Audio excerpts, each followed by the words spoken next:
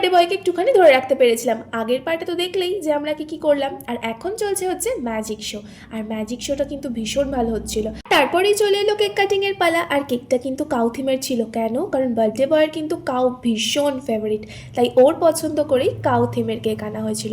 তারপরে celebration already start হয়ে গেছিল।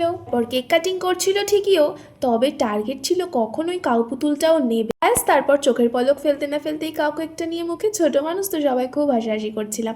তারপর ওখান থেকে সোজা চলে এলাম ডিনার করতে, কারণ আমাদের বাড়িও ফিরতে হবে। ডিনারে অনেক কিছু আইটেম ছিল। শরীরটাও তারপরে যেহেতু ভালো ছিল না, তাই জন্য সব কিছুকে স্কিপ করে শুধুমাত্র একটু রাইস আর মাটন নিয়ে নিজের প্লেটটা সাজিয়ে নিয়ে বসে পড়লাম। একটুখানি খাওয়া দাওয়ার পর দেখলাম যে কেক এসেছে। মিষ্টি মুক্ত করতে ইচ্ছেই করবে শেষ পাতে, তাই জন্য মা আর আমি মিলে একটু মিষ্টি আর আইসক্রিম নিয়ে একটু খেয়ে তারপর ওখান থেকে সোজা বেরোনোর পথে দেখলাম বাহ, ভালোই তো ভিড় হয়ে গেছিলো, ঠিক টাইমেই খেয়ে নিয়েছি। তারপর ওখান থেকে বেরিয়ে সোজা নিয়ে নিয়েছিলাম ক্যাব, কারণ শরীর প্রচণ্ড খারাপ ছিল আর রাতও হয়ে গিয়েছিল, তাই বাসে আর ঠেলে ঠুলে যাওয়ার ক্ষমতাটা আমাদের কারোরই ছিল না। তাহলে আজকে এত দূরই থাক, দেখা হচ্ছে তোমাদের সাথে পরের একটা নতুন ভিডিও নিয়ে। রাধে রাধে।